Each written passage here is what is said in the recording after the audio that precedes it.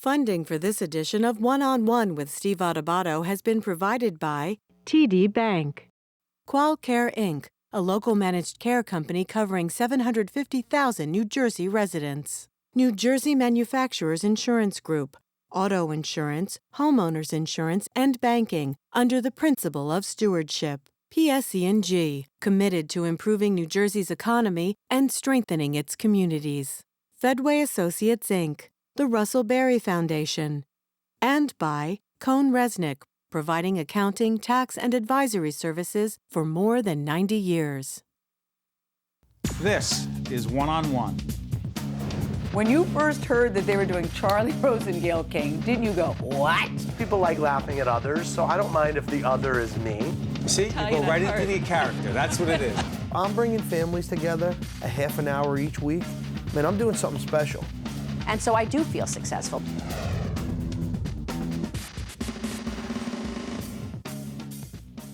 Hi, I'm Steve Adubato, coming to you from Philadelphia, the city of brotherly love. We are here at the Healthcare Collaboration Summit, sponsored by Virtua and CHOP, the Children's Hospital of Philadelphia. In part one, we had a one-on-one conversation with the former governor of Pennsylvania, Ed Rendell.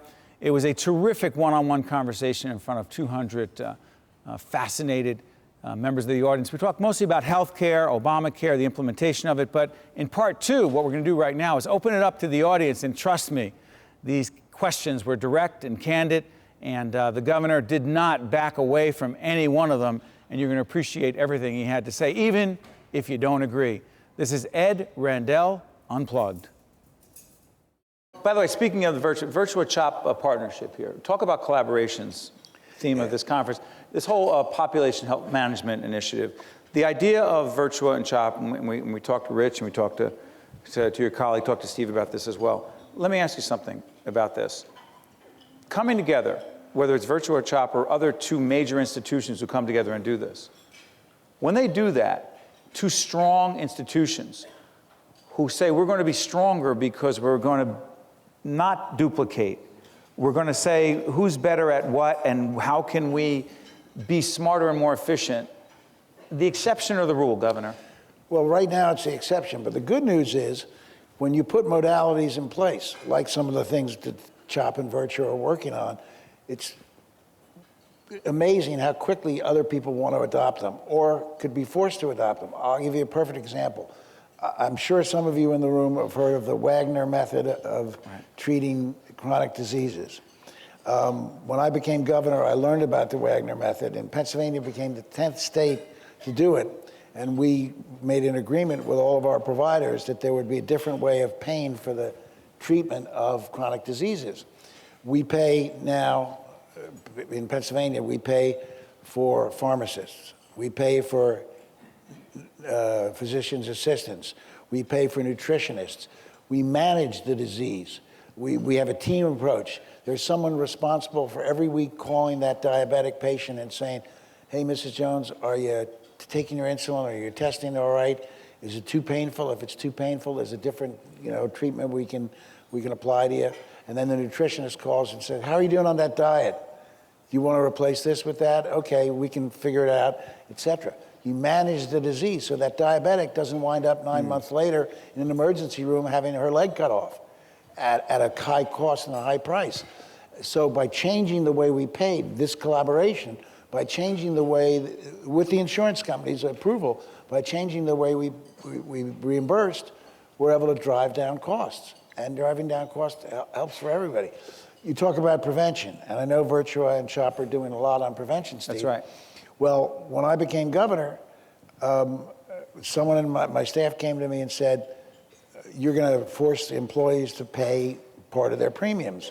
State employees, all 80,000 of them, didn't pay a nickel for their health insurance in Pennsylvania. I said when I became governor, time to enter the real world. So we were going to make them pay.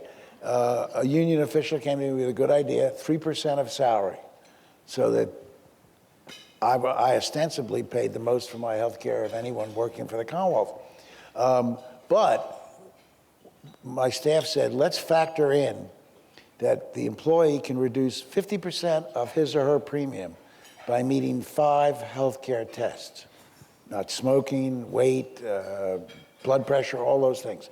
And it was amazing. So many employees met the challenge that even though we reduced their pay-in, the provider reduced our bill so significantly that we actually made money on that, as well as generated some healthy employees. Prevention, big part. Before I open it up to questions here, Governor, we're from New Jersey, right, as you said, as Rich said in his introduction. Our governor, Governor Christie, is working hard. He's exercising every day. He's taking care of himself, doing the right thing.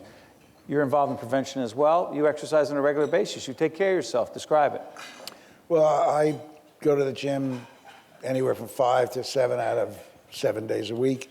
I have tried, with some level of success, not as much success as I'd like, I've tried to limit my intake.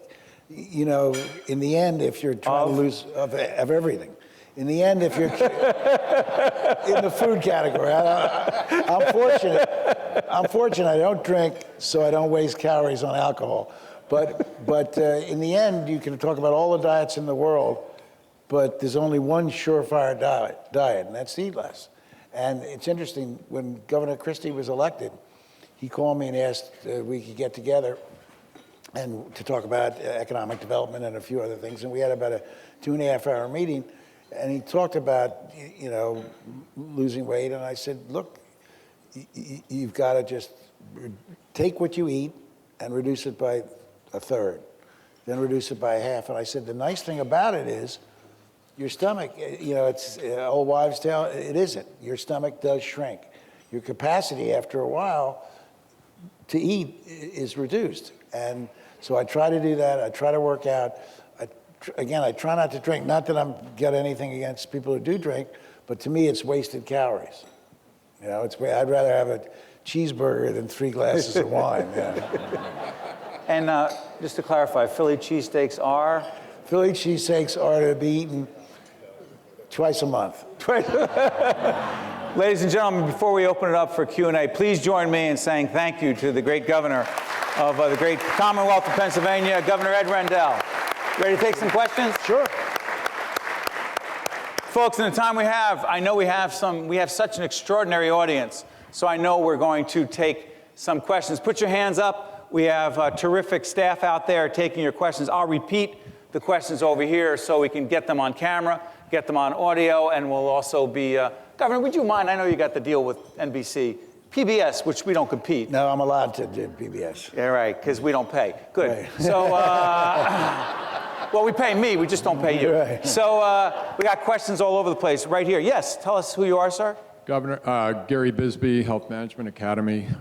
Governor, no matter where you stand on the political spectrum, I think you've always had a reputation as being a professional at what you do, which in the best sense of that word. If you look at the crowd in Washington today, it seems to me there's a lot of people on both sides of the aisle acting like amateurs.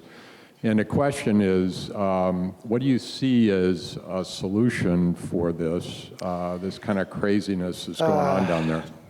It's a difficult question. And I want to answer that, Steve, to give a little context, because it's maybe the most important question that we've got to resolve as a country. George W. Bush, controversial president to say the least, his 4 major initiatives were, and I think if President Bush were here, he would tell you, were the war in Afghanistan and Iraq, the tax cuts, Medicare Part D, and No Child Left Behind. On the war in Iraq and Afghanistan, about 70% of the Democrats in the House and Senate voted with the president. Medicare Part D, 90% of the Democrats voted with the president. Bush tax cuts, about 40% of the Democrats voted with the president. No Child Left Behind, the sponsor in the Senate was Ted Kennedy. It was Ted Kennedy. The Liberal Alliance. So there was that level of bipartisanship that existed even with President George W. Bush, who was a controversial figure. It turned with not only the election of President Obama, but with the 2010 election. When the Tea Party got in, and by the way, the Tea Party's got some good ideas. I think reducing government spending in general was a good idea, a good concept. And by the way, it's been done. When President Obama submitted his very first budget, you have to submit a multi-year budget, We were supposed to be spending $1.2 trillion a year.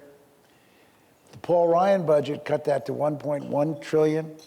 Well, the continuing resolution would have set spending for the coming year at $950 billion. So it would have been decreased by almost 20%.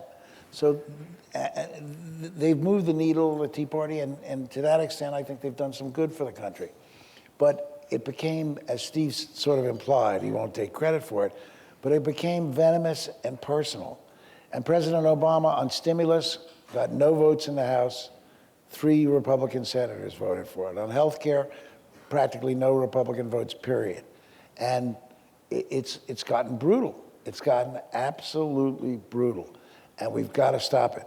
And the best way to stop it, and this is easier said than done, is to go to citizen redistricting. Because redistricting has made this problem as bad as it is. Because, and by the way, Democrats would have done the same thing. When the Republicans won in 2010, redistricting happens in the 11th year of the first year of the decade. They redistricted all the congressional districts to give Republicans safe seats, expanded those, and the Democrats that were left, they gave them safe seats too. So out of 436 congressmen, there's no more than 50 at best competitive seats in the fall. So if I'm an incumbent congressman, you know, people say, well, why aren't they listening? The latest poll, there was a poll this morning that said 81% of the people want the shutdown to end, and they don't want it to be linked to Obamacare. Why aren't they listening? Where's the incentive? Well, because for most of those Republican congressmen, in their district, it's not 81%. In their district, it's 40%. So there's no incentive. We need to redistrict so that there are competitive races in the fall. That would bring people towards the middle. Right now, the only thing they worry about, if you're a Democrat, you worry about a challenge from the left. If you're a Republican congressman, you worry about the challenge from the right. Now, how we get citizen redistricting is tough. It's up to the individual states. California, and I give Governor Schwarzenegger great credit for it. He led the effort. They did a proposition, as they do in California for everything, and the voters passed citizen redistricting. You like those propositions? No, crazy. Got some question. If I stand up, are we okay over here, guys? Okay. Question right over there. Can I ask the questions be 20 seconds or less? Wouldn't Congress be amazing if you did that? Roughly. Yes, Yeah, go ahead. Bob Carillo with Smart. Governor, as you're well aware, traumatic brain injury and concussions, there's a lot of attention at the NFL and veterans. How do you feel about the attention we're paying to high school and grade school sports? Questions about brain injuries and how to deal with them. It's a good question and really above my pay grade. Clearly, concussions are a serious problem. And it's interesting, someone said, and they're a problem in football mainly, but other sports as well. Somebody said the answer to concussions is to take away take away the face masks. Just go back to the old Gerald Ford type helmets. Why? Because without the bars, nobody is going to lead with their head. Excuse me, you were referring to Gerald Ford, not as president, but playing for the University of Michigan. Right. The famous picture of him. Because he did not wear the helmet as president. Right. No. I just want to clarify. Although, Steve, there were times he was clumsy enough that he probably should have. I just want to clarify that. But he was a good man, a real good man. So I think we've got to do something about it. We've got to be more careful. And I would love to see for Little League football all the way up to high school that you can only tackle shoulders and below. And by the way, if you've watched the Eagles play over the last few years, don't you die and say, wrap up, put your arms. Nobody uses their arms. When I played football, we were told, put your shoulder in the gut and put your arms around and lift up and drop. Nobody wraps up. Everybody wants to be a head hunter. So again, that's not a very technical answer. Can I follow up on that? Not a healthcare question, but Rich, if I can do this, you know, the Eagles and the Giants. You said I could. Okay. The rivalry. Is there something about, or what is it about the Eagles and the New Jersey football Giants? Right, there you go. Betsy, you like that? We know it's not true. The New York football Giants and the Eagles. What is it about those two teams that makes that rivalry so intense, so enduring, and so sick? Well, proximity of the two cities and longevity. You know, the Cowboys have been a rival of the Eagles for a while, but you go back to the early days of the NFL, and it was Giants-Eagles. I remember, I grew up in New York, and I remember Y.A. Tittle was the Giants quarterback, and I remember those great Giants-Eagles games going back all that way. So I think those are the two things that drive it. Plus, New York and Philadelphia probably have the most enthusiastic sports fans of any city in the country.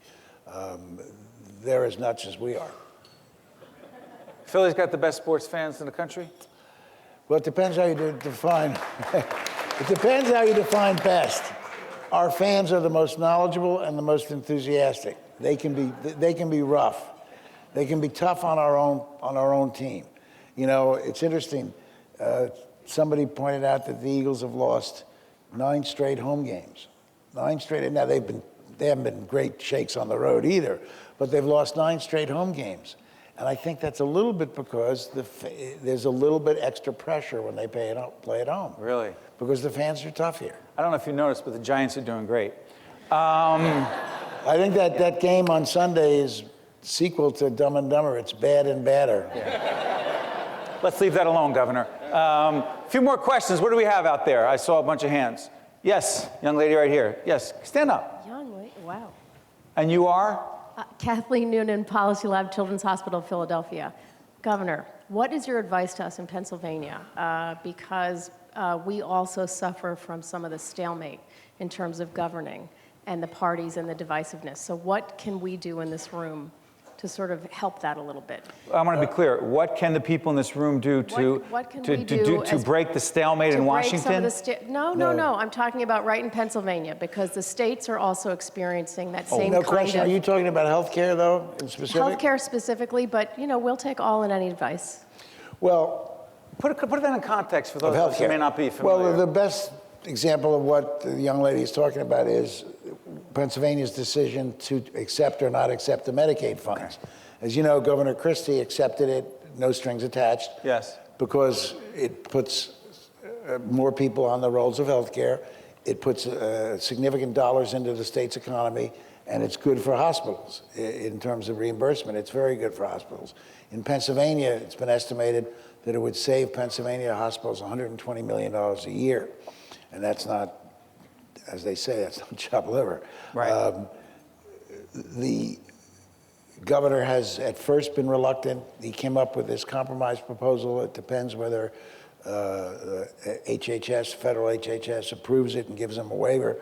But I think there's an example where your industry did good work. The hospitals, I think, lobbied quite effectively with the legislature and with Governor Corbett. And when I say lobbied, I'm not talking about influence peddling. I'm talking about information giving. You know, lobbyists generally get a bad name, but the real true task of a lobbyist is to give the government information, because the government can't know everything about everything. To give them information in a verifiable and credible way. And I think the industry did a good job there. I think it did a good job. But secondly, we bear some of the responsibility, we the citizens of this country, for the polarization. I'll give you a perfect example. One of our sister states in New Jersey and Pennsylvania, Delaware. Delaware, 4 years ago in 2010, had a Senate election. And the governor of the state of Delaware, who was a former congressman by the name of Mike Castle, a truly moderate, middle-of-the-road, centrist Republican, who was a class guy in every way, shape, or form, was running. He was opposed in the Republican Party primary by a Tea Party candidate by the name of Christine O'Donnell. You might refer to her remember her. Samantha. But no, she said she wasn't a witch. No, she wasn't. But Christine O'Donnell, she attacked some of Governor Castle's past deeds where he had raised taxes for transportation, things like that. And she beat him, upset. Everyone was shocked. Right. We lost a Republican moderate who might have had a very salutary effect towards the discussion that's going on. Do you know what percentage? I will give you 4 tickets to the next Philadelphia 76ers World Championship game. If anybody can tell me what percentage turnout was there in the Republican primary where Christine O'Donnell beat Mike Castle? Was it 30? 40? 6? No. 12? Close. 17%. Was that low? 17%. So who didn't vote? Who didn't vote? The non-Tea Party people didn't vote. They just sat on their rear end. I got a couple more questions here. Do I see another hand? Yeah, can I go to the young lady back there, and I promise I'll come back. Yes. It's a follow-up question. Take that microphone. Yes, who are you? My name's Katie. I work for CHOP. So You're another CHOP person? I am. Okay, forget it. We already had a CHOP question. No, I'm only kidding. So it's a follow-up question about the Medicaid expansion. So I'm wondering what your thoughts are. I know that the Obama administration came out recently saying they would accept Arkansas's alternative plan, and I'm just kind of wondering if you have any thoughts about that alternative Medicaid option that's on the table. And I know that Corbett I know that his administration is a little startled by the Obama administration actually accepting that proposal. So, Well, if I were the Obama administration, I would negotiate with Governor Corbett. There are certain things in his proposal that are fine, and the most important thing is people will get coverage. There are some things in there that don't make sense, like as a work requirement. Well, this isn't, a welfare stipend. This is health care, and I think the work requirement doesn't have, you can make work a requirement for receiving welfare, but you shouldn't make work a requirement for getting health care. And I think if they negotiate, get together, they could work something out. And again, the president has always said that he's willing to consider ideas from the states if they'll accomplish the same goals, cover the same amount of people that would have been covered. So I hope the administration is flexible and tries to work to get a solution with Governor Corbett. Because in Pennsylvania, it's 600,000 people, Steve, that would be covered by the Medicaid expansion who wouldn't be covered under any other. Governor, you're the former chair of the Democratic National Committee, right? The Obama administration reach out for you and ask for your advice on these matters? No. Do I give my advice? I occasionally send them down letters or talk to people I know. The problem is, my job as a commentator as sort of, although I did this when I was governor and I wasn't getting paid, people ask me stuff, and I've always tried to tell the truth and say what I believe. And this is true not only with the Obama administration, it's true with a lot of administrations. If I say 29 things about how good the president is, but then on the 30th question, I say, boy, he really screwed up on that, I just get all sorts of grief from Washington. Why are you disloyal to us? Et cetera, et cetera. I used to have this running battle when I was governor. Well, one day I'm on a show with Lawrence O'Donnell, and he introduces first some Lawrence O'Donnell at MSNBC. MSNBC, but I wasn't working with him at that time. He had some MoveOn.org people who were ripping the president over health care because he didn't. Pretty far over to the left. Right, and he didn't have the public option, so they were ripping him. And then Lawrence O'Donnell said, and now we have the president's fiercest defender, Governor Rendell. I got the transcript of that, and we sent it down to the White House. We sent it to everybody, because, You're his fiercest defender. Right, but you defend someone by being realistic. You don't defend someone by saying he's right 100% of the time, because you lose your credibility. I think the president on balance has done a good job, and I think he's shown some courage, and in most cases has not been a wuss. In healthcare, he wasn't a wuss. There were people in his administration, including Rahm Emanuel, a very smart guy, who said, Mr. President, let's just do the popular insurance reforms first. Let's not worry about extending coverage. We'll do that later on in your second term. The president understood as a politician that he would never have, if he served for 8 years, he would never have the majorities that he had in his first 2 years, a significant majority in the Senate and in the House. And he knew if he was going to extend coverage to 30+ million people, he had to do it then. So he took the political risk, and he almost paid for it. Had Governor Romney, who, by the way, I thought was a heck of a good governor, had Governor Romney turned into a better candidate, I think he would have won and the president would have lost. And part of the reason he would have lost is because he pushed health care, and he pushed it fast, and he pushed it hard, and it became, as you know, a But he got points for that from you. From me, for being a non-wuss, yeah. And by the way, does anybody know any... A non-wuss? A non-wuss. Does anybody know any other developed nation in the world that doesn't guarantee its citizens health care? Developed nation, industrialized nation? Is there? There isn't. So it was a disgrace, in my judgment, that the United States, the richest country in the world still, was the only country that didn't guarantee its citizens health care. On that note, we have talked about health care. We've talked about the Eagles. We've talked about the Giants, 76ers. We've talked about Chris Christie and a whole range of other things. This was the kind of freewheeling, honest, productive, and candid conversation that I was hoping we'd have. And that was only possible, A, because people cancel. And B, and much more importantly, because the former mayor of this great city and the former governor of this extraordinary commonwealth and a great American stepped up and said, yeah, I'll do it. And it made my job very easy. And for the folks at Virtua and CHOP and everyone who has come together, Ed Rendell made this luncheon, this conversation really, really special. So please join me in saying thank you to the Honorable Ed Rendell. One-on-One with Steve Adubato has been a production of the Caucus Educational Corporation, celebrating 25 years of broadcast excellence. Funding for this edition of One-on-One with Steve Adubato has been provided by TD Bank, New Jersey Manufacturers Insurance Group, PSE&G, Fedway Associates, Inc., the Russell Berry Foundation, and by Cone Resnick. Promotional support provided by the Star Ledger and NJ.com, and by the New Jersey Business and Industry Association. Transportation provided by Airbrook Limousine. One-on-One with Steve Adubato has been produced in partnership with St. Joseph's Healthcare System.